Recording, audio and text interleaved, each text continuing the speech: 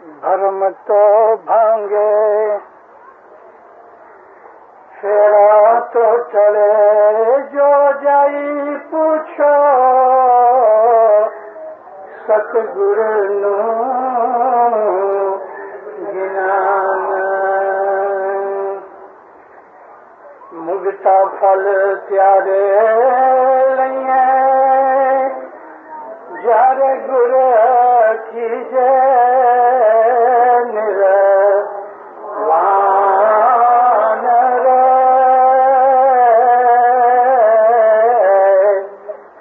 दहीना पांजर तो चढ़े जो जाई पूछो सतगुर नु ज्ञान। मौलाना हाजिर इमाम पे सलवात पढ़ो दो इंदारो अल्लाहुम्मा सल्लल्लाहु अलैहि मुहम्मदिन व आलिहि। खुदा ताला के ऊपर यकीन रखना ये इंसान की एक कुदरती हाजत है। हर बच्चा चाहे वो काफिर के घर में भी पैदा होवे, खुदा कहता है कि तमाम बच्चे दुनिया के अंदर इस्लाम की फितरत पे पैदा होते हैं। जब बड़े होते हैं तो माँ बाप उसको जो सिखाते हैं उस हिसाब से उसकी जिंदगी बनती है। अगर माँ बाप काफिर है तो मोमिनो वो बच्चा भी काफिर ही बनता है। अगर माँ बाप मोमिन है तो वो बच्चा भी मोमिन बनता है। उस बच्चे को छोटी उम्र से जो चीज सिखाई जाती है उसके दिमाग के ऊपर इंस्क्राइब्ड होता है, फिर वो उन चीजों को अपने ख्यालों और ध्यानों में बड़े होकर सोचता है। और अगर उसकी जो बुनियाद है मजबूत फाउंडेशन के ऊपर नहीं तो सारी जिंदगी उसकी ढचू-पचू, शक में, फ्रस्ट्रेशन में और इसी किस्म की बहुत सी दिमागी मुश्किलात में गुजरती है।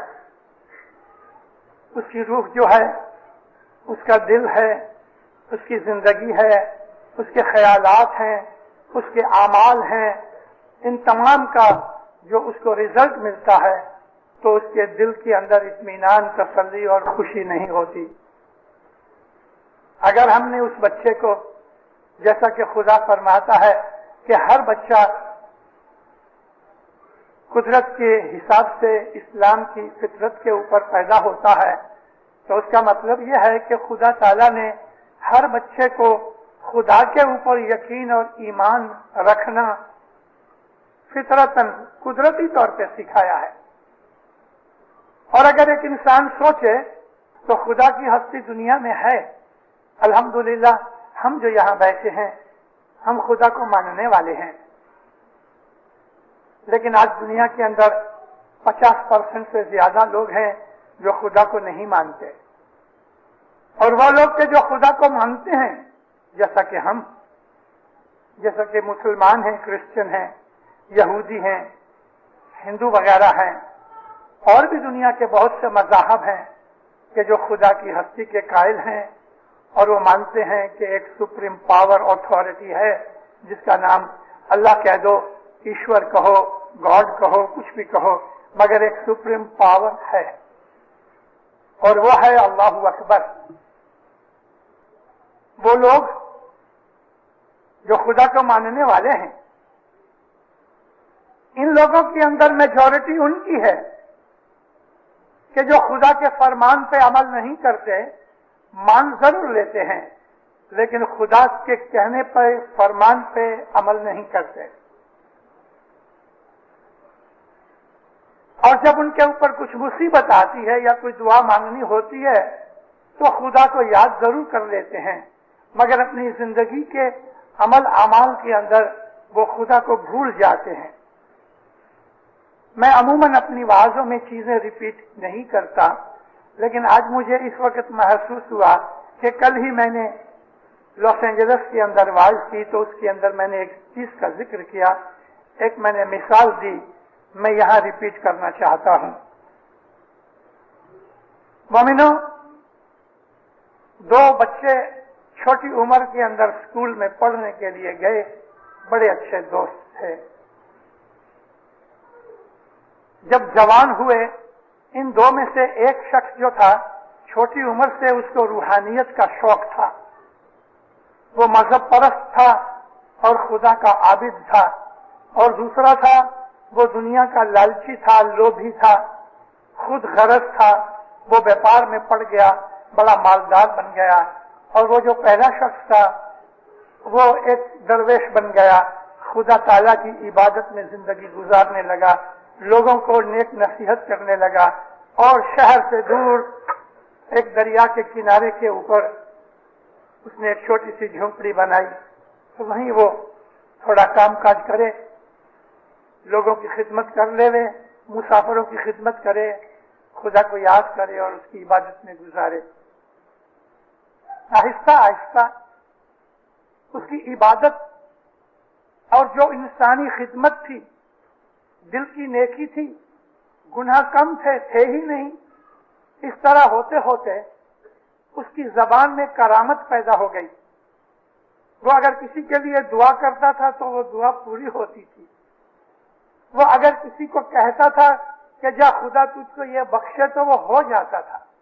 किसी की बीमारी के लिए कोई चीज दवा के तौर पे कहता था तो वो अच्छा हो जाता था। तो उसकी शोहरत, नामना, फेम बढ़ने लगी। वो जो पहला उसका दोस्त था, जो व्यापारी बन गया, मालदार बन गया, कई वर्षों के बाद इसके कान तक ये आवाज पहुंची कि इसका बचपन का दोस्त तो इतना बड़ा नामवर हो गया, इतना फेमस हो गया कि लोग उसको इतना प्यार करते हैं, इतनी इज्जत करते हैं। इसको भी शौक हुआ कि चलो मैं उसको देखूं। इस दोस्त को मिलने के लिए आया, दोस्त को तोहफे लाया, मगर उसने कुछ लिए नहीं। 8-10 दिन इसके पास बैठा, बहुत सी नसीहतें इसको सुनाई गई। आखिर ये जाने के लिए वापस तैयार हुआ तो आखिरी वक्त ये कहता है कि देखो दोस्त, मुझे कुछ नसीहत करो। उसने कहा मैं तुझे क्या नसीहत करूं? कहता नहीं, कुछ नसीहत करो। कहता अच्छा, मैं तुझे यह नसीहत करता हूं कि खुदा को अपने से बड़ा समझो। तो कहने लगा कैसी बात करते हो? वो अल्लाह अकबर, खालिक अकबर, सारे जहान का बादशाह और हमारा राज़िक, इसको तुम मुझे कहते हो कि खुदा के अपने से बड़ा समझो? वो तो बड़ा है ही। यानी तुमको मेरे ईमान पे शक आया? कहते तुमने मुझे पूरा कहने भी नहीं दिया, गुस्से हो गए हो। मैं ये कहता हूं, खुदा को अपने से बड़ा समझो। अगर बड़ा नहीं समझना तो कम से कम अपने से छोटा नहीं समझो। अब वो और भी गुस्से हो गया। कहता कि जरूर तेरे दिल में ये ख्याल पैदा हुआ है कि मैं बेईमान हो गया हूं और मैं इस्लाम पर नहीं रहा। कैसी बातें करते हो? खुदा को अपने से बड़ा समझो, नहीं समझना तो छोटा नहीं समझो, अपने बराबर जरूर समझो। कहता भाई नाराज मत हो, मैंने जो नसीहत करनी थी करी, अब तुम समझना तो समझो। जाने के लिए उठा, हाथ मिलाया। ये फकीर ने रुमाल के अंदर कपड़े में बंधा हुआ छोटा सा पार्सल दिया कि इसमें खाना है, रास्ते के अंदर तुम्हें काम आएगा, रिज़्क है, इसके लिए मुझे उम्मीद है कि तुम मना नहीं करोगे। वो जमाने के अंदर होटल, रेस्टोरेंट ऐसी चीजें तो नहीं थी, लोग भत्ता साथ ले जाते थे। ले लिया, चला गया, घोड़े पे बैठ के चला गया। 3-4 घंटे की सफर के बाद दिल हुआ कि चलो अभी खाना खा ले। दोपहर का वक्त हो गया। एक चश्मे के किनारे वुजू किया, खुदा को याद किया, नमाज पढ़ी और फिर बैठा खाने के लिए। इसने उसकी गांठें कपड़े की खोली तो देखा थोड़ा गुड़ है और 3 रोटियां हैं। एक रोटी है गेहूं की, घी में पकी हुई यानी पराठा है, جیسے ہی منہ کھولا اس کی خوشبو سے اس کا دماغ تر ہو گیا، بھوک اور بھی تیز ہو گئی. دیکھا تو دوسری روٹی جو تھی وہ مکئی کے آٹے کی تھی. تیسری روٹی دیکھا گیہوں کے اوپر کا جو چھلکا ہے براؤن، اس کی بنی ہوئی تھی، بھوسی کی. بڑا سوچنے میں پڑا کہ یہ 3 الگ الگ قسم کی روٹیاں مجھے دیں.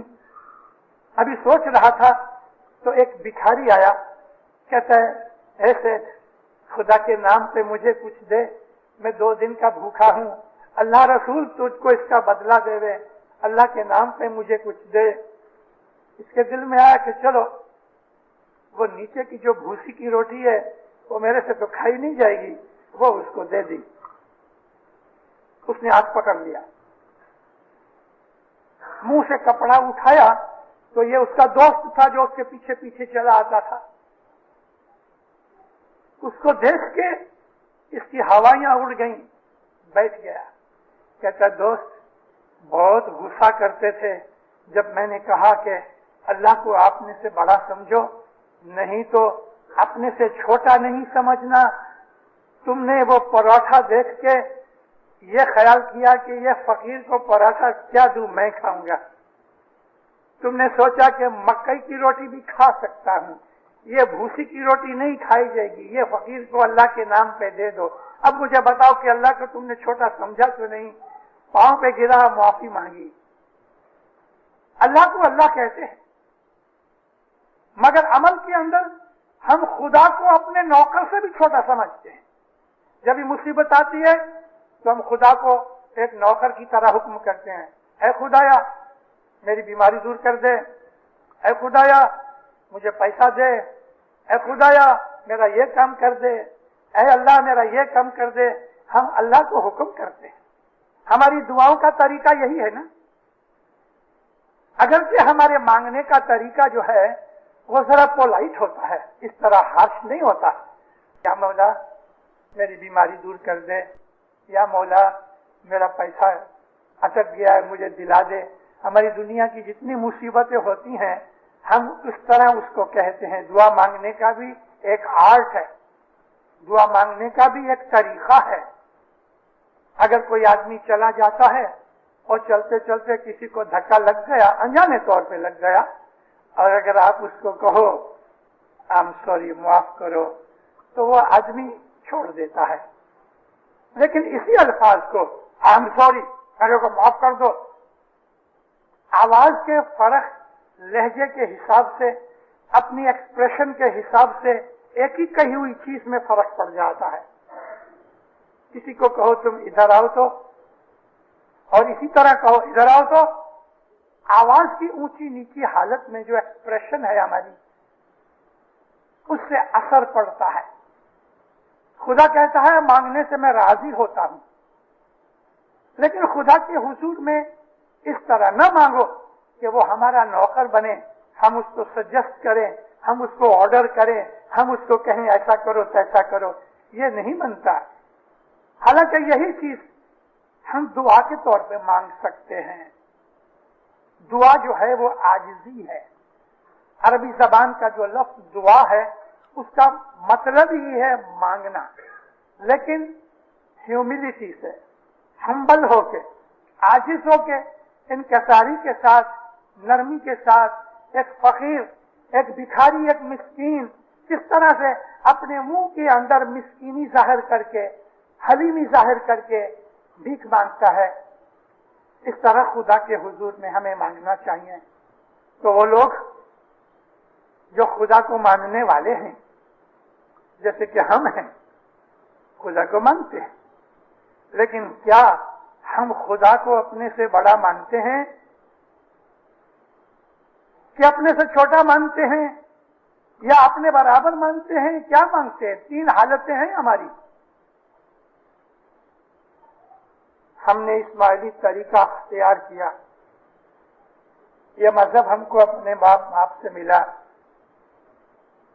ہم لوگ جو ہیں، جو اس وقت یہاں بیٹھے ہوئے ہیں، ہم اپنے ماں باپ کی وجہ سے اسماعیلی ہیں.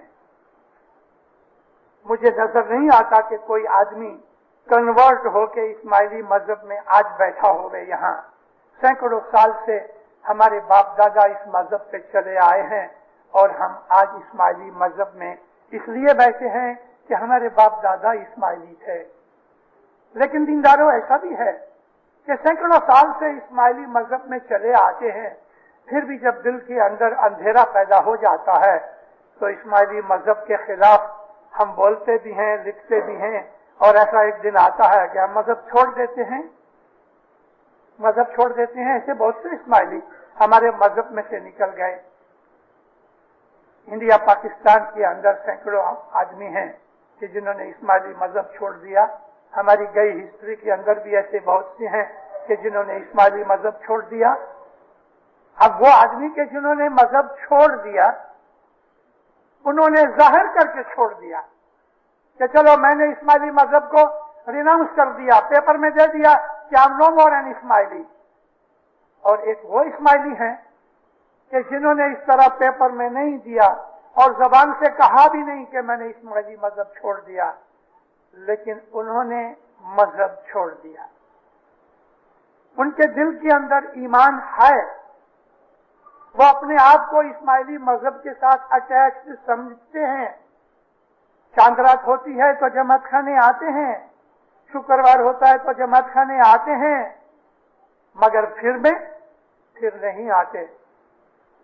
क्योंकि शुक्रवार के चांद रात को जमात खाने इसलिए आते हैं कि वो इस्माइली मजहब का लेबल जो लगा है उसको डिस्प्ले करें कि हम इस्माइली हैं। मगर उन्होंने बहुत परसेंटेज इस्माइली मजहब छोड़ दिया है। कैसे छोड़ा है? दुआ नहीं पढ़ते, जमात खाने नहीं आते, दस्तबंद नहीं देते, मजहब के जो अमाल हैं उस पे अमल नहीं करते। मैं आपको नक्शल इस्माइली मजहब सिखाना चाहता हूं। इस्माइली मजहब जो हमारा तरीका है इस्लाम के अंदर, ये एक सूफी तरीका है। इस्माइली मजहब मैं नक्शल में बयान करता हूं, अच्छी तरह सोच लो। किसी भी नॉन इस्माइली को ये बात कह सकते हो जो मैं कह रहा हूं कि व्हाट इज इस्माइली फेथ। हम एक अल्लाह को मानते हैं, हमने कभी शिर्क नहीं किया, यानी खुदा का दूसरा भागीदार या खुदा जैसा और हमने कभी किसी को नहीं समझा। मोहम्मद को हम आखिरी नबी मानते हैं, 1,24,000 नबियों का सरदार है और उसकी वफात पे नबूवत का सिलसिला खत्म हो गया। कुरान शरीफ खुदा ताला के भेजे हुए सहाइफ में से आखिरी किताब है। इसके बाद अब वही का सिलसिला नहीं रहेगा। अल्लाह जो है वो नूर है, उसने अपने नूर की मारिफत हिदायत करने के लिए नबी भेजे। क्योंकि अब नबूवत खत्म हो गई तो इस सिलसिला इमाम शुरू हुआ और हमने अल्लाह के उस नूर को कि जो नूर दुनिया के अंदर हिदायत करता है, ये मान के कि खुदा की खुदाई हमेशा कायम है और खुदा अपने बंदों से अलग नहीं होता, खुदा अपनी दोरबनी गाइडेंस रहनुमाई बंद नहीं करता, खुदा की तरफ से हिदायत बंद नहीं हुई, नबूवत बंद हो गई मगर हिदायत जारी है और वो हिदायत इमाम की मारिफत से जारी है। जिस तरह नबी खुदा का नूर है, इसी तरह से इमाम है वो खुदा का नूर है। और हम हर जमाने के अंदर जो इमाम हमारे अंदर होता है, कुरान शरीफ ने उसको नूर मुबीन भी कहा, कुरान शरीफ ने उसको उलिल अम्र भी कहा। तो हम इस्माइली तरीके के अंदर इमाम को मानते हैं कि वो खुदा का नूर है और जो हिदायत हमको मिलती है उसकी तरफ से वो हिदायत अल्लाह की हिदायत है। हमारा ये ईमान है कि खुदा ने हमें रिज़्क दिया है, अगरचे हम मेहनत करते हैं लेकिन रिज़्क खुदा देता है। कोई आदमी 2 घंटे मेहनत करता है और खुदा सारे महीने की उसको कमानी दे देता है। कोई आदमी 12 घंटे रोज मेहनत करता है फिर भी उसको घी वाली रोटी नहीं मिलती। अब ये खुदा के ऊपर है कि क्यों एक की फेवर करता है दूसरे की फेवर नहीं करता। एक को तो पराठे देता है और दूसरे को भूसी की रोटी देता है, लेकिन इसमें खुदा का कोई कसूर नहीं। हम इस्माइली इस बात को मानते हैं कि दुनिया के अंदर इंसान के आमाल ही सब कुछ है। उसकी इबादत का आधार, उसके सुख का आधार, उसके ऊपर चढ़ने का यानी रूहानी हिसाब में उसका आधार यानी दारो मुदार डिपेंडेंस जो है उसके आमाल के ऊपर है। इसी तरह से इंसान के दुख, इंसान के जितने भी तकलीफें, प्रॉब्लम्स हैं, उसका भी डिपेंडेंस जो है तो उसके गुनाहों के ऊपर है। ये हम इस्माइली लोगों की, मैं ईमान की और इस्माइली तरीके की नसीहत की बातें आपको सुना रहा हूं। इस्माइली मजहब हमको यह सिखाता है कि आधी रोटी खाओ लेकिन सुख की खाओ। ऐसी आधी रोटी कि जो रूखी है, घी भी नहीं लगा हुआ, लेकिन हलाल की कमानी करके ऑनेस्टी, ईमानदारी के साथ हमने उसको कमा के खाया है। उसमें जो लज्जत आएगी, उसका जो सुख मिलेगा, वो हमारी रूह को ऊपर उठाएगा, हमारे अंदर रूहानियत पैदा होगी। लेकिन गुनाह के रास्ते से कमाई हुई खीर और फिरनी और बिरयानी और पराठे खा तो जाएंगे, लेकिन उससे जो हमें दुख मिलेंगे, उससे जो हमें प्रॉब्लम्स मिलेंगी, वो हमारे अंदर का चैन सुख ले जाएगा। न सच्ची तरह से नींद आएगी, न दुनिया में जीने की लज्जत आएगी। हर वक्त खौफ और हैरानी रहेगी और इंसान को अंतकरण का सुकून नहीं मिलेगा। कभी बीवी से झगड़ा है, कभी बाप से झगड़ा है, कभी भाई से झगड़ा है, कभी बेटे से झगड़ा है, कभी दोस्तों से झगड़ा है। मिजाज चिड़िया हो गया है, चिड़चिड़ा बन गया है, जिद्दी बन गया है, मगरूर बन गया है, हसद करने वाला बन गया है, बदनजर बन गया है, झूठ बोलने वाला बन गया है, बदियां बुराइयां सुनने वाला बन गया है। कभी जाता है तो गुनाह की तरफ जाता है, अगर हाथ के काम करता है तो गुनाह के काम करता है। उस आदमी के कलेजे में सुख नहीं है। भले उसने बिरयानी खाई है, वो बिरयानी हजम नहीं हो रही, इंटेस्टाइन की ट्रबल है, हार्ट की ट्रबल है, दम की बीमारी है, डायबिटीज हो गया है, कई किस्म की बीमारियां लगती हैं, बदनी बीमारियां भी लगती हैं, मेंटल बीमारियां भी लगती हैं, रूहानी बीमारियां भी लगती हैं। क्योंकि जो लुकमा खाया गया है वो लुकमा कंपैटिबल नहीं है। आपके पास गाड़ियां हैं ना, नवी गाड़ी ले, 20-25 हजार डॉलर की आपने गाड़ी खरीदी, गाड़ी के अंदर लिखा हुआ है कि अनलेडेड गैस यूज करना। अब आपने गाड़ी तो चलाई, न इंजन का कभी आपने ऑयल बदला, न लेडेड और अनलेडेड का ख्याल किया, जो भी आया डालते रहे, तो क्या होगा, 10,000 मील भी वो गाड़ी नहीं चलेगी, खटारा हो जाएगी। क्योंकि वो चीजें जो आप उसके इंजन में डाल रहे हैं वो इंजन को सूट नहीं होती। गाड़ी तो चल रही है लेकिन उसकी उम्र घट गई, परफॉर्मेंस घट गई। बिल्कुल इसी तरह से खुदा ताला ने हमारी जिंदगी को बना के उसके लिए कुछ लॉज बनाए।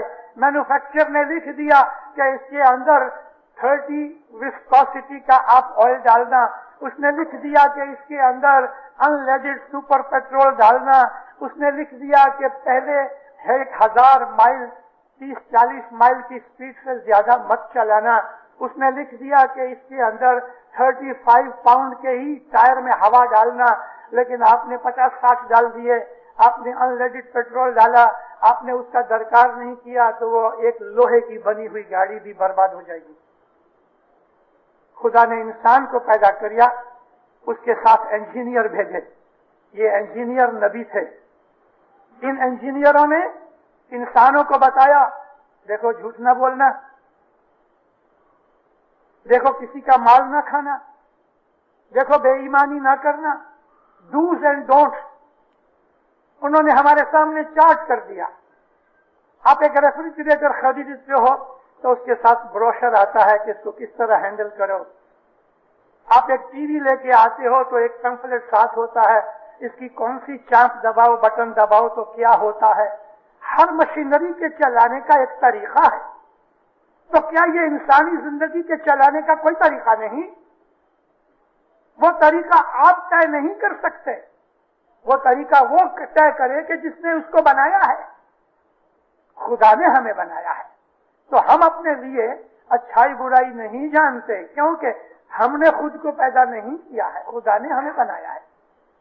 तो खुदा ताला ने हमारी इस लाइफ के लिए, हमारे अंदर भी इंजन है, हमारे ब्रेन में मोटर है, हमारा हार्ट फ्यूल पंप की तरह है, और हमारे ये जो फेफड़े हैं, लंग्स जो हैं, ये उसके अंदर इंजन में एग्जॉस्ट वाल्व्स होते हैं, इनर वाल्व्स भी होते हैं। तो हमारे लंग्स हैं वो वाल्व्स की तरह हैं, हमारी आंखें दो बत्तियों की तरह हैं, और उसमें 4 पांव हैं। जैसे मोटरसाइकिल में 2 होते हैं, हमारे 2 पांव हैं। वो मोटरसाइकिल के आगे पीछे होते हैं, हमारे साथ साथ हैं। हम भी एक इंजन की तरह है, एक मशीनरी है। खुदा ताला ने ह्यूमन मशीनरी को बहुत कॉम्प्लिकेटेड बनाया है। लाखों बरस हो गए, बड़े बड़े विद्वान, बड़े बड़े आलिम, बड़े बड़े सूफी, बड़े बड़े प्रोफेसर निकले, साइंटिस्ट निकले। आज तक सिर्फ इंसान के दिमाग को तो छोड़ दो, इंसान की ह्यूमन बॉडी की तमाम चीजों को समझ नहीं सके। तो हम खुदा को मानते जरूर हैं, लेकिन हम खुदा को जानते नहीं। खुदा क्या है, कौन है, कैसा है, मुंह की बातें होती हैं। ऐसा अच्छा जमात खाना मौलाना सुल्तान मोहम्मद शाह सल्लल्लाहु अलैहि कच्छ मुंद्रा में गए 1903 की बात करता हूं। मौला ने सारे कच्छ की मुसाफरी की, और सरकार की वो पहली मुसाफरी थी।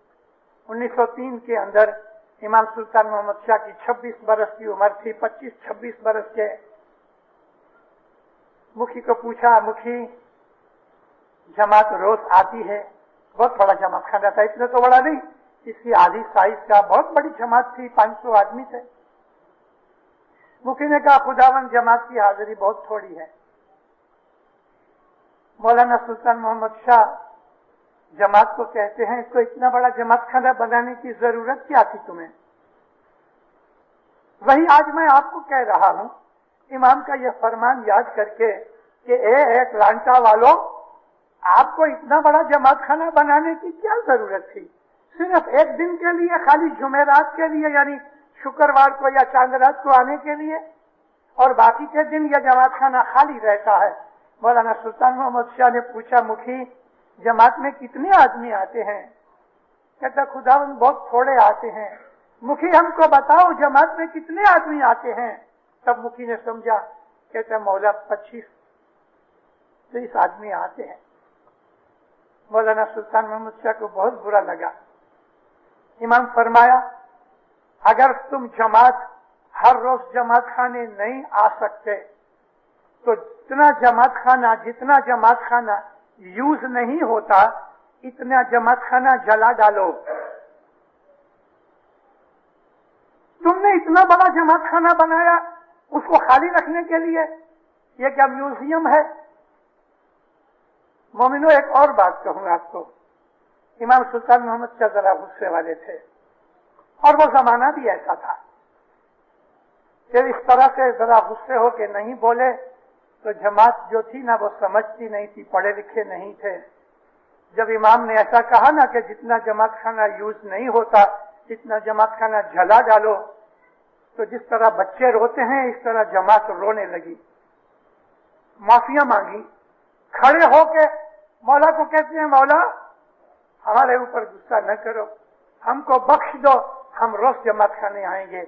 मौला बहुत खुश हुए, उन्हें बहुत सी दुआएं दी, और जमात की हाजिरी बढ़ गई। इस बात को आज 86 ईयर्स हो गए। 86 वर्षों के अंदर दुनिया में बहुत चेंजेस हुए। हम लोग बहुत पढ़े लिखे हैं। वो जमाने के बूढ़े आदमी अनपढ़ थे, पीजेंट्स थे, फार्मर्स थे, लेकिन मोमन थे। उन्होंने उसी वक्त खड़े होकर अपने मौला के सामने गुनाहों की मुआफी मांग ली, रोने लग गए। एक और वक्त मुझे याद है, मौलाना इमाम सुल्तान मोहम्मद शाह सल्लल्लाहु अलैहि एक गांव में गए, बदनामी न होवे इसके लिए मैं उस शहर का गांव का नाम नहीं लेता। उस गांव के अंदर जमात में बहुत झगड़ा था। मिशनरी जाते थे, थोड़ी देर सुधर जाते थे वाजें सुन के, मगर मिशनरी चला जाता था तो वो सोडे की गैस निकल जाती थी, फिर झगड़े होने शुरू होते थे। तो मौला एक दफा उधर गए और जमात के झगड़ों की वजह से मौलाना सुल्तान मोहम्मद शाह फरमाया, इतने वर्षों से तुम लोग इधर झगड़ा कर रहे हो, मेरे मुरीद होके मेरे से बैयत करके फिर भी तुम मेरा फरमान नहीं मानते, तो इससे बेहतर है कि मैं आज से अपना इमामतपन का हाथ तुम्हारे ऊपर से मैं उठा लेता हूं। लोग शौक में आ गए जब इमाम ने कहा ना कि मैं अपने इमामपन का हाथ तुम्हारे से उठा लेता हूं, तुम मेरी इमामत से निकल जाओ, जाओ जिसको चाहो इमाम बना लो। इतना लोग रोए, इतना लोग रोए कि खुद इमाम सुल्तान मोहम्मद शाह की आंखों में आंसू आ गए, पांव पड़े, सजदे किए और मौला को कहा, या मौला हम प्रॉमिस करते हैं, हम कसम खाते हैं, आज के बाद हमारी जमात में झगड़े नहीं होंगे। मौला बहुत खुश हुए, एक एक को बुला के उसके सिर पे हाथ लगाया, सुधर गए। मौलाना हजरत इमाम का एक फरमान है, बहुत दफा जमात खाने में पढ़ा जाता है, मगर दीनदारों मेरी जमात के अंदर सिर्फ, मैं अटलांटा की बात अभी नहीं कर रहा, मैं तो जनरल बात करता हूं, कनाडा में, स्टेट्स में, तंगानिका में, केनिया में, इंडिया में, पाकिस्तान में, इवन यूरोप के अंदर जहां अपनी जमात है, खास तौर पे जहां हिंदुस्तान पाकिस्तान के ओरिजिनल हम सब जो है ना जम्पू द्वीप के इस्माइली हैं, पीरों के बोधे हुए, हमारी जमात के अंदर बाज ऐसी इल्लतें बैठ गई हैं। बहुत दफा मैंने अपनी वाजों में टोका है, मैं तो कहता रहूंगा, मुझे किसी का डर नहीं इमाम के सिवा, क्योंकि मेरी ड्यूटी है, आपको अच्छा लगे बुरा लगे मैं उसकी परवाह नहीं करता, मगर मैं कहता रहूंगा। हमारी जमात के अंदर एक ऐसी खराबी है, जो ही जमात खाने हम आते हैं अंदर तो हम बैठ के एक दूसरे से बातें करते हैं। अभी देखना, नियाज पीने के लिए जब हम उठेंगे ना, इस वक्त आप मेरी आवाज सुनते हो, कैसी शांति है। नियाज पीते वक्त हम गड़बड़ करेंगे, खूब बातें करेंगे, इतना शोर बकर होगा कि गिनान वाले का गिनान सुना नहीं जाता। एक तरफ गिनान बोला जाता है, दूसरी तरफ हम आपस में बातें करते रहते हैं, हमने गिनान सुना ही नहीं। इमाम के फरमान के अंदर भी हम बातें करते रहते हैं। ये तो ठीक है कि सिर्फ दुआ पढ़ते वक्त हम बातें नहीं करते, लेकिन दुआ पढ़ते वक्त भी देखो, मिशनरी की जो आंखें होती हैं ना, वो चारों तरफ घूमती हैं। मिशनरी, खास तौर पे वो मिशनरी कि जिन्होंने अपनी जिंदगी वक्फ कर दी हुई है, डेडिकेट कर दी हुई है। मैंने अपनी जिंदगी डेडिकेट की है। दीनदारों, आज 60 बरस से मैं जमातों के अंदर वाज करता हूं, तो हमारी आंखें घूमती रहती हैं। वह दुआ के अंदर कई लोग हैं वो सजदा ही नहीं करते, यूं बैठे हुए हैं। उसका यह मतलब नहीं कि उनका ईमान खराब है, लेकिन उनका ख्याल कहीं बाहर घूम रहा है। कभी सजदा हो गया उसको पता ही नहीं। दुआ के अंदर दूसरे और चौथे और पांचवें पाठ में हमें हाथ उठाने चाहिए। हमको हाथ उठाने में दर्द होता है, इसलिए हम हाथ नहीं उठाते, पड़े हुए हैं। हम इतने ढीले और कमजोर हो गए हैं कि हम अपनी जमात के अरकान में दुआ की चीजें जो हैं वो पूरी नहीं कर सकते। दुआ का पढ़ते हैं, इतना है कि हम बातें नहीं करते। दुआ पढ़ने वाला तो कोई है, निगाहें बंद हैं, एक एक लफ्ज दुआ पढ़ाने वाले का सुन रहा है और दुआ का एक एक लफ्ज अपने दिल में रिपीट कर रहा है। दुआ पढ़ाने वाले के साथ आप दुआ पढ़ते रहो, और जब इमाम के नाम का सजदा आवे तो दीनदारों सजदा करो, अपनी हम्बलनेस को, अपनी ह्यूमिलिटी को जाहिर करो। यह वफादारी है, यह इमाम ज़मान के हुजूर में अपने आप को दे देने की बात है। ये सब मिशन है, सजदा है वो सब मिशन है। अगर आपने सजदे नहीं किया दुआ के अंदर तो आपने क्या पढ़ा? जमात खाने के अंदर इतनी बातें होती हैं कि हम दुनिया की बातें करते हैं, ठट्ठा मखाल भी करते हैं, कई जगहों के ऊपर नांदी करते वक्त जोक्स होते हैं। मोमिनों, ये पाक जमात खाने, ये मंदिर मस्जिदें इबादतगाह इसलिए हैं कि हम अपना घर बार छोड़ के, हम अपना काम धंधा छोड़ के इधर आए हैं, इबादत के लिए आए हैं। बातें करने की मैं मना नहीं करता, बाहर चले जाओ, नियाज पियो, सुकरीत लेके सीधा बाहर, वहां जाके बातें करो।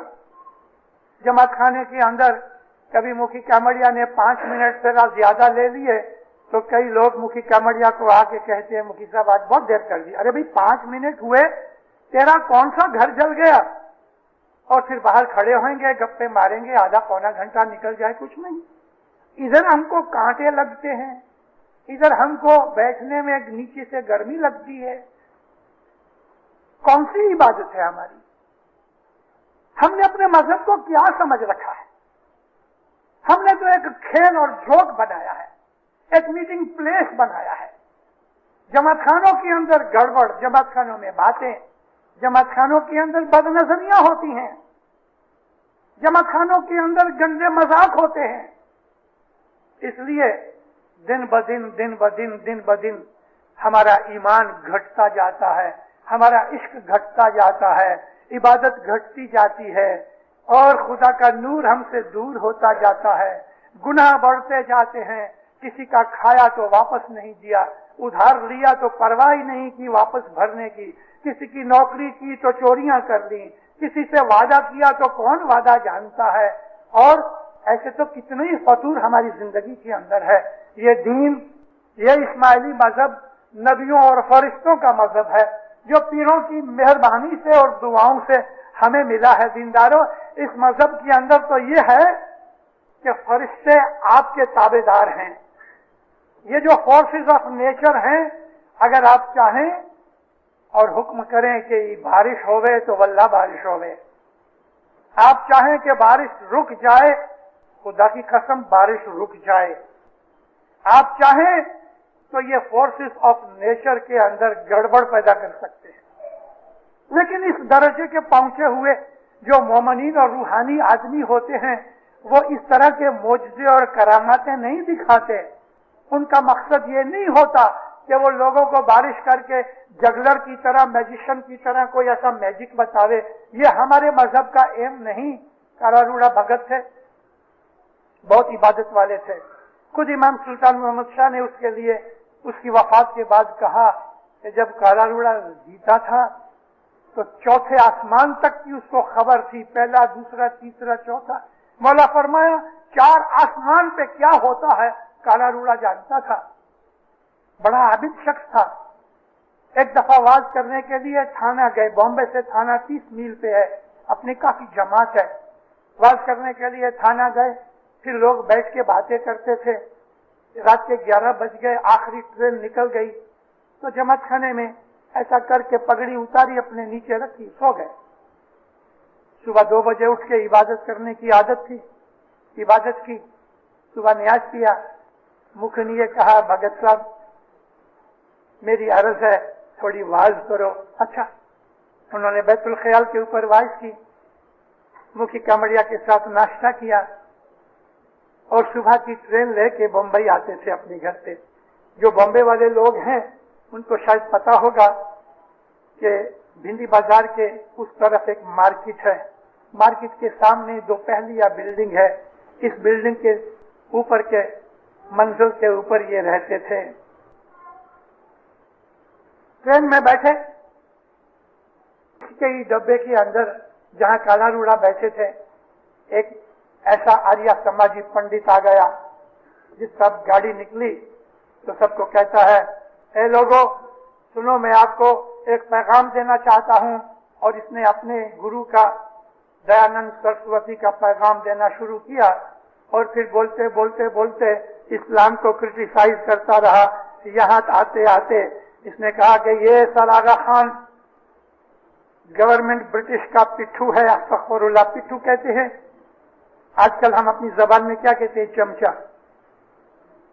काला रूड़ा ने चश्मा निकाला, पेपर रख के कहा, पंडित जी आपको जो कहना है कहो, काहे को किसी का नाम लेके उसको क्रिटिसाइज करते हो? अच्छा जी तो आप आगा खानी हो? उसने कहा हाँ आगा खानी हूं। मैं तो बोलूंगा, आप कौन है मुझे रोकने वाले? काला रूड़ा ने कहा देखो हमको झगड़ा नहीं करना, मैं तो कहता हूं कि किसी का नाम लेके किसी के मजहब को क्यों ऐसा क्रिटिसाइज करते हो? तो उसने फिर बोलना शुरू कर दिया। काला रूड़ा ने फिर चश्मा निकाला और आंखों से आंखें मिलाई। अब इतनी देर में बाईकला का स्टेशन आ गया। जैसे ही गाड़ी खड़ी हुई, काला रूड़ा ने तो अपना वो पेपर डाला बगल में, चश्मा खीसे में डाल के नीचे उतर आए। उसकी आंखों के साथ आंखें मिली थी ना, वो गिर पड़ा, तड़पने लगा। अब वो बाईकला का स्टेशन आ गया, लोगों ने पकड़ के इसको बाहर प्लेटफॉर्म के ऊपर फेंक दिया। तड़पता रहा, कहता उस आदमी ने मुझे कुछ जादू किया है। तो कुछ लोग काला रूड़ा के पीछे आए। वो तो घोड़ा गाड़ी में बैठे, एक मोमना की गाड़ी थी, तो बोला चलो कानी मोला चलो। दूसरी गाड़ी के अंदर इस पंडित को डाल के लोग काला रूड़ा की गाड़ी के पीछे पीछे पीछे पीछे इसकी गाड़ी अंदर एंटर हुई। काली मोहल्ले जमात खाने के नीचे वहां रिक्रिएशन क्लब थी उस वक्त, अभी भी है। इसको लेके आए, पुकार करे, बकरे की तरह रोवे, मेरे पेट में मेरे कलेजे में कुछ दर्द होता है, इसने मुझे कुछ किया है। इधर आए, जैसे ही नीचे उतरा काला रूड़ा के पांव में गिर गया। कहता मैं कसम खाता हूं अपने दयानंद स्वामी की कि मैं आज के बाद आगा खान साहब का नाम कभी नहीं लूंगा। मैंने तुझको कहा था कि ऐसा मत कहो, अभी मेरे को माफ कर दो। काला रूड़ा ने हाथ लगाया, वो अच्छा हो गया। हजारों लोग इकट्ठे हो गए, हो सब जगह चर्चा होने लगी। मौलाना सुल्तान मोहम्मद शाह गांव में थे। दूसरे के तीसरे दिन हसनाबाद में कुछ जमात की मेहमानी थी, काला रूड़ा बैठा था। मौला कहते हैं काला रूड़ा, हाथ जोड़े, अच्छा तो तुमने अभी इबादत की शक्ति को, अपनी इबादत की ताकत को लोगों के पेट में दुखाना शुरू कर दिया है, यानी तूने इस ताकत का मिसयूज शुरू कर दिया है। खुदावंद आपको गाली देता था। बोला फरमाया मुझको तो बहुत गालियां देते हैं, किस किस से लड़ोगे? हम तुम्हारी रूहानी ताकत वापस ले लेंगे अगर तुमने इस किस्म की शोबदाबाजी की। रूहानी ताकत इसके लिए नहीं है। ए काला रूड़ा, किसी का ईमान खराब है, उसके लिए दुआ करो कि खुदा उसको ईमान की दौलत दे दे। ईमान खुदा की बख्शीश है। ए काला रूड़ा निकाले, हमारी जमात में ऐसे लोग हैं। मौलाना इमाम सुल्तान मोहम्मद शाह फरमाया कि दुनिया में 313 मोमिन हैं, सारी दुनिया में फैले हुए हैं। ये वो मोमिन हैं कि जिन्होंने इमाम की शनाख्त की हुई है, इमाम की बैयत की है, इबादत करते हैं, और इनमें वो ताकत है।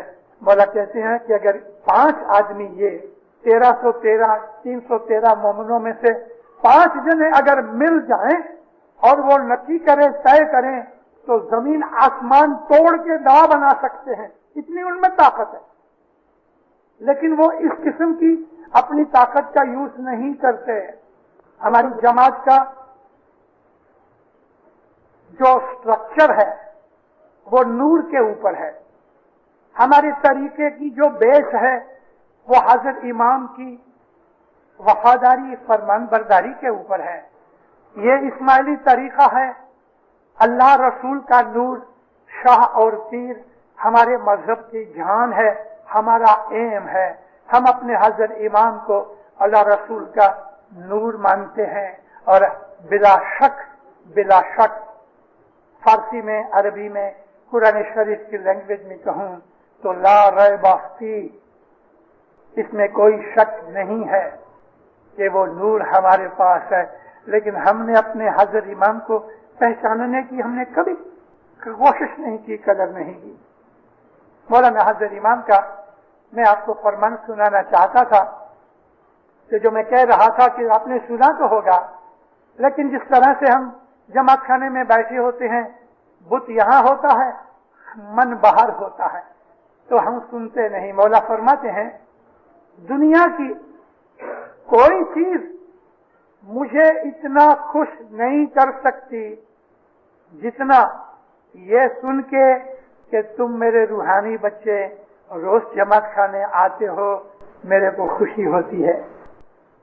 مولا کہتے ہیں مجھے جب یہ سنایا جاتا ہے، سنانے والے منہ کی کیا مریا مشنری کہ خداوند فلانی جماعت ہے نا، اس کی حاضری بہت اچھی ہے۔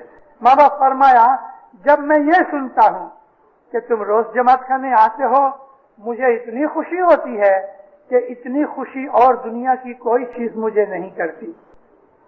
جب مجھے یہ بتایا جاتا ہے کہ تم جماعت خانے میں نہیں آتے تو مولا فرمایا مجھے اتنا دکھ ہوتا ہے کہ دنیا کی اور کوئی چیز میں مجھے اتنا دکھ نہیں ہوتا کہ جتنا یہ سن کے کہ تم جماعت خانے میں نہیں آتے۔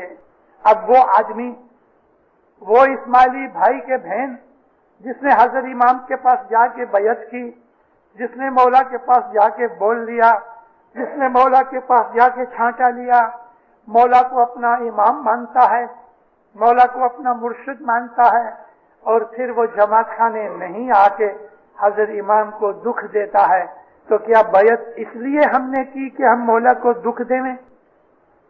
ہم اس لیے اسماعیلی بنے کہ مولا ہماری کرتوت سے دکھی ہوئے؟ ہمارا مولا نے کیا بگاڑا ہے کہ ہم اس کو دکھی کریں؟ مولا نے کچھ بگاڑا ہے؟ کوئی برائی کی ہے ہمارے ساتھ کہ ہم جماعت خانے نہیں آتے اور اس کو دکھی کرتے ہیں؟ اس سے تو بہتر ہے، اس سے تو بہتر ہے دینداروں کہ ہم نے مولا کی بیعت کی ہی نہ ہوتی۔ یہ مذہب ہمیں دنیا اور دین کی راحتیں دیتا ہے۔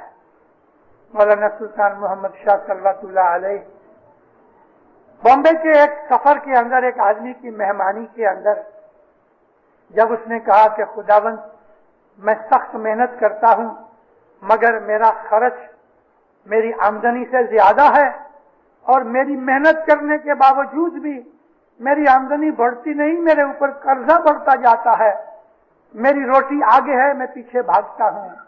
مولا فرمایا کیا کرتے ہو؟ کہ میری چھوٹی سی دکان ہے۔ امام فرماتے ہیں جماعت خانے جاتے ہو؟ کہتے ہیں نہیں جا سکتا کیونکہ شام ہی کو گراہکی ہوتی ہے۔ مولا فرمایا دسوند دیتے ہو؟ کہتے مولا پورا نہیں ہوتا، دسوند کیسے دوں؟ دعا پڑھتے ہو؟ خدا کبھی پڑھتا ہوں کبھی نہیں پڑھتا، تو اب باقی رہا کیا؟ مولا کی فرمان برداری میں یہی جو بیسک 3-4 چیزیں ہیں کہ روز جماعت خانے آؤ اور ہر روز 3 وقت کی دعا برابر پڑھو، اپنی کمائی میں سے دسوند ادا کرو، مال واجب دو، اگر یہی نہیں ہے تو پھر باقی کی چیزیں کہاں ہوں گی؟ بنیادیں اکھڑ گئی تو عمارت کس پہ کھڑی ہوئے گی؟ آپ کسی گاڑی کے 4 وہیل نکال ڈالو، اب کس طرح گاڑی چلاؤ گے؟ یہ تو وہیلز ہے، یہ تو بنیاد ہے، ہر روز جماعت خانے آنا بنیاد ہے۔ وہ آدمی کہ جن کی جاب ہے روزی کمانے کے لیے ان کو جانا پڑتا ہے، چلو ابھی شام کو آپ کا جاب ہوتا ہے تو صبح کیا شیطان کی جاب ہوتی ہے؟ صبح ہو، ہاں جی ہم بہت دور رہتے ہیں، اچھا چلو دور رہتے ہو تو مولا نے اس کا رستہ بتایا ہے کہ صبح 4 بجے اٹھ کے بندگی کرو، 5 بجے کے بعد صبح کی دعا پڑھو، خدا سے مانگو یا مولا تو نے مجھے ایسی جاب دی ہے، اے مولا تو نے مجھے ایسا رزق دیا ہے، میں تیرے گھر سے دور ہو گیا، یا مولا یہ رزق میرے کو نہیں چاہیے۔ وہ مولا سے جو آپ کو شام کو 7 بجے روٹی دیتا ہے، اس مولا کو کہو کہ مولا یہ روٹی مجھے 12 بجے دے دوپہر کو، تو کیا نہیں دے گا؟ اگر آپ کے دل کے اندر مذہب کی محبت ہے تو مولا کو کہو مولا رازق تو ہے، تو مجھے روٹی دینے والا میرا رب ہے، یا مولا مجھے ایسی روٹی دے کہ میں شام کو تیرے در پہ آ کے تجھے سلام کروں، میں تیرا شکرانہ ادا کروں کہ تو نے مجھے دنیا کے اندر زندہ کیا، پیدا کیا، مجھے تو نے کھانا کھلایا، ارے لقمہ اٹھاؤ تو چلے خیال کرو یہ لقمہ میری طاقت نہیں ہے کمانے کی، मौलाना सुल्तान मोहम्मद शाह उसको फरमाया, हर रोज जमात खाने जाओ, रोज जमात खाने जाओ, 3 वक्त की दुआ बराबर पढ़ो और अपनी कमानी में से 10 दो, भले तंग हो के दो। अगर फिर भी तुम सुखी नहीं हो, आसूदा नहीं बनो, तो मौला ने अपने हाथ से अपनी गर्दन पकड़ के कहा, मेरे को मेरी गर्दन से पकड़ो। मौला चैलेंज देते हैं कि अगर तुम रोज जमात खाने आओ, अगर तुम बराबर दुआ पढ़ो, अगर तुम बराबर 10 दो, फिर भी अगर तुम सुखी न बनो, तो सब कहता है मुझे गर्दन से पकड़ो। कितना बड़ा चैलेंज है। हमारा जो मजहब है मोमिनो, मरने के बाद तो सुख मिलेगा, जन्नत मिलेगी, दुनिया में भी मिलेगी, जीवन में मिलेगी। प्रॉब्लम्स तो दुनिया में आएंगी। मैं बहुत दफा वाज़ों में कहता रहता हूं, दीनदारों, 99% इंसान की लाइफ में दुख है, हर एक की लाइफ में सबके दुख जुदा जुदा है, लेकिन 99% दुख है, 1% सुख है। लेकिन अगर आप अपने मजहब के ऊपर बराबर चलोगे तो हजरत इमाम कहते हैं तुम्हें प्रॉब्लम्स आएंगी, तुम्हें दुख भी आएंगे, तकलीफें आएंगी, लेकिन तुम दुखी नहीं बनोगे। इन 2 चीजों में फर्क है। दुखी नहीं बनोगे, तुम्हारे दिल में खुशी और राहत रहेगी, तुम्हारा दिल भरा रहेगा, कोई फ्रस्ट्रेशन नहीं होगी, दिल के अंदर कोई तरह का डर नहीं होगा, वो आदमी कभी भी मुंझाएगा नहीं, डिप्रेस नहीं होगा, नाउम्मीद नहीं होएगा, उसकी जिंदगी भरी रहेगी, वो इन दुखों को भी कुछ नहीं समझेगा, बहादुरी से लड़ेगा और दुख भाग जाएंगे। और जूं-जूं उसकी ईमान और रूहानियत बढ़ती जाएगी, उसके अंतकरण का दुख भी मिटता जाएगा और सुख बढ़ता जाएगा और उसका असर इंसान की लाइफ के ऊपर पड़ेगा। लाजम नहीं है कि मालदार आदमी होता है हम उसको सुख समझते हैं। मालदारी तो बहुत दुख के घर हैं। मौला के पास से मन की शांति मांगो, पाक रोजी रिज़्क मांगो, हक हलाल की कमाई मांगो, नेक बनो, अच्छे बनो, ऑनेस्ट बनो, ईमानदार बनो, दयानतदार बनो, सच्चे बनो, वादा करो तो पूरा करो, झूठ न बोलो, किसी से दगा न करो, किसी के माल और औरत के ऊपर बदनजरी न करो। इस दुनिया में जहां हम रहते हैं, नॉर्थ अमेरिका, वेस्टर्न कंट्रीज के अंदर चारों तरफ गुनाह बहुत है, प्रोमिस्किटी बहुत है, बदियां बुराइयां, एडल्ट्री, सेक्स वगैरह बहुत है, यहाँ शराब, जुआ, ऐसी बदियां बहुत है। इन बदियों के अंदर से जहां आजू बाजू में आग लगी हुई है, गीला कपड़ा, गीला कंबल लेके हमें बैठना है कि उसका सेक ना लगे। हम इस सर्कल में, इस आग में से बाहर निकल नहीं सकते। ये कलयुग है। और मोमिनो याद रखो, हज़रत इमाम ने हमको एक इशारा किया था आज से 35 बरस 35 इयर्स पहले जब मौला इमाम बने, तो मौलाना हज़रत इमाम ने फरमाया, बच्चों को, जवानों को साहब कहता है, तुम्हारी लाइफ के अंदर तुम्हें फ्यूचर में बहुत दुख उठाने पड़ेंगे। तुम्हारे माता पिता ने जितने दुख उठाए उससे ज्यादा तुम्हें दुख उठाने पड़ेंगे।